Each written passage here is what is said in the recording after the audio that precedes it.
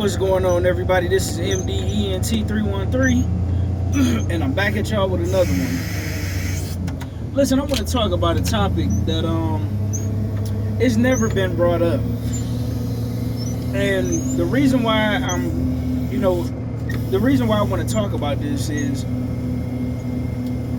last year when they were giving out their predictions, and when I say they, I mean the big sports media.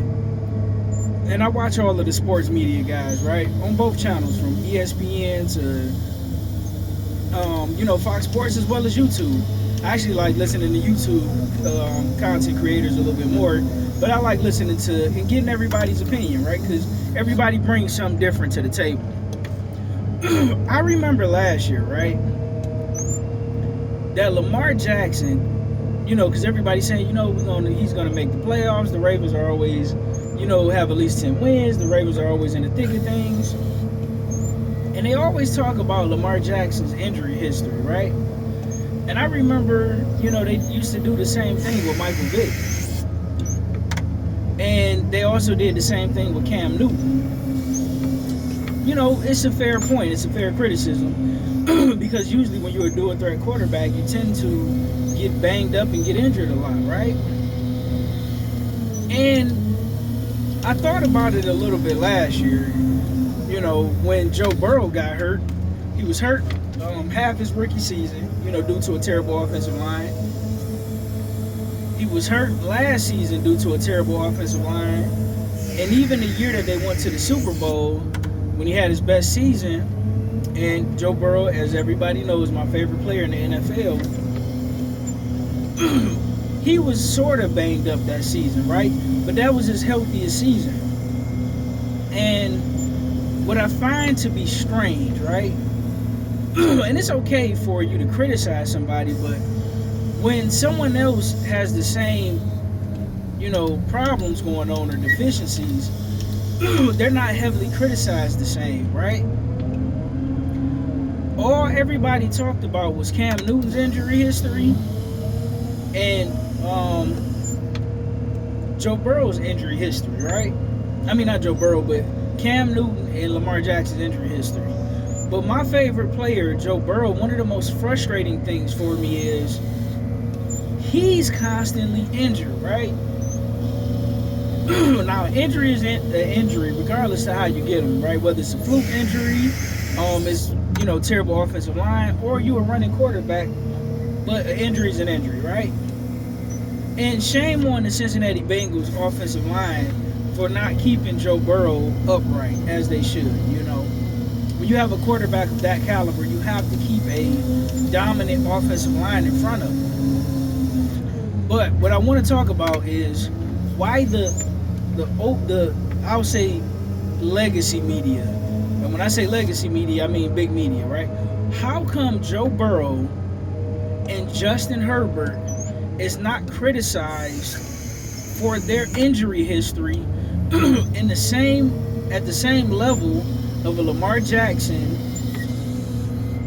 a Tua Tagovailoa, and a Cam Newton, right? Because I'm starting to wonder. Because if you are losing games or not able to make the playoffs due to your injury history, and everybody want to harp on that, because when Lamar Jackson was going through his contract and he was trying to get paid, what the brother felt like he was worth, everybody kept saying the Ravens organization should not pay Lamar Jackson due to his injury history. But when it comes to Joe Burrow and Justin Herbert, I don't hear or see anybody complaining, saying that they shouldn't get paid based on their injury history, right? When you look at a Matthew Stafford, who I live here in Detroit, born and raised, he was our quarterback for years. And if you remember at least the first 3 seasons, Matthew Stafford was injured a lot. Now, part of it is, offensive line issues, but still, he would be banged up a lot. And now that he's with the St. Louis Rams, but now that he's with the Los Angeles Rams, he's still injury prone. And yeah, he got him a Super Bowl, don't get me wrong, but he's still injury prone, right? So why is it when it comes to certain guys, they don't believe that they should get paid based on either their playing style could cause an injury or that they're just injury prone, right?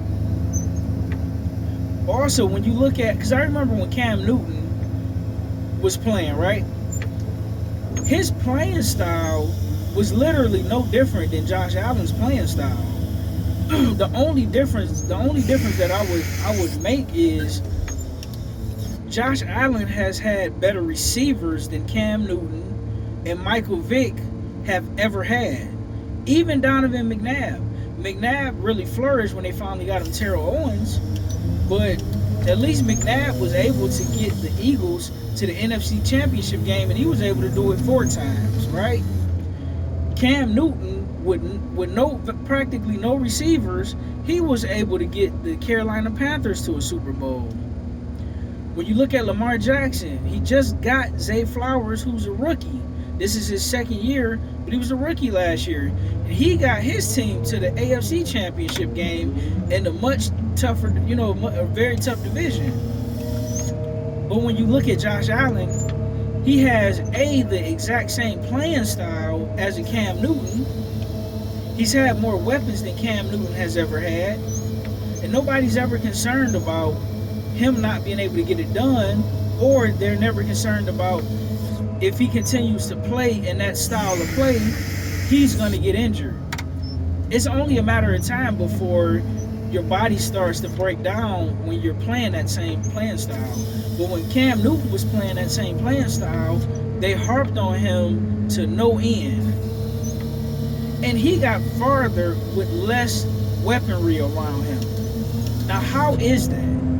Right?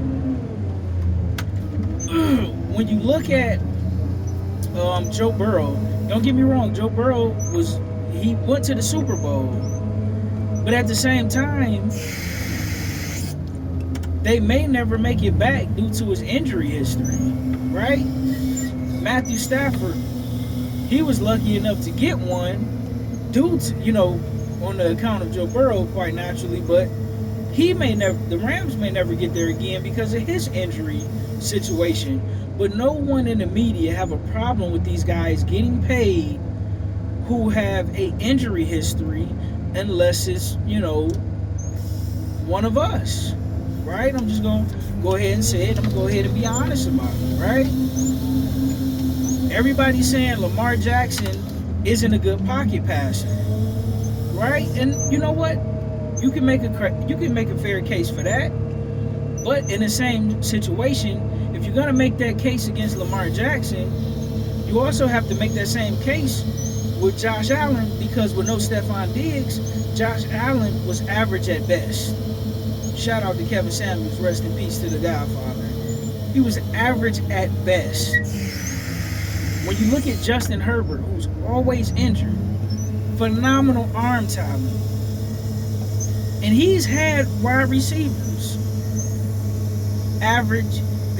I would say he's slightly above average. But when you factor in the injury history and that he's always banged up and he's always missing games, don't they say that the best ability is availability?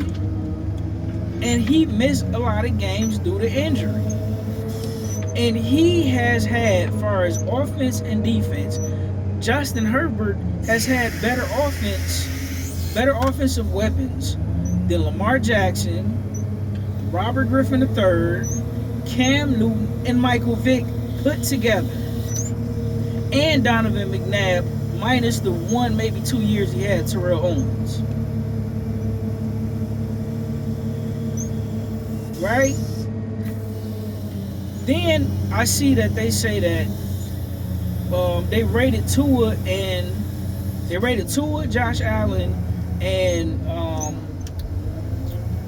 Jalen Hurts as the most overrated players in the league. And you know what? That could be fair, right? That could be a fair assessment.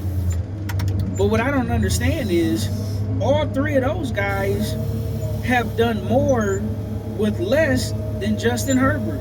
Why isn't Justin Herbert up there? Right? Joe Burrow, who's my favorite player, why isn't he up there? When if you look at his receiving core, he had 3 elite level receivers, or 2 elite level receivers, and one that was extremely close to being an elite level receiver, along with the phenomenal running back. Why isn't Joe Burrow up there? Right? I mean, it kind of gives you cause for pause. This season, we're going to see a lot. Because Josh Allen don't have the weapons he used to have, right? In addition to that, Jalen Hurts, you can make a case that he have way too many weapons. So both of them are on a hot seat. Joe Burrow is on a hot seat for me personally because he haven't been able to stay on the field, and you have a Super Bowl caliber roster, so you have to make it to the Super Bowl, at least the AFC Championship game.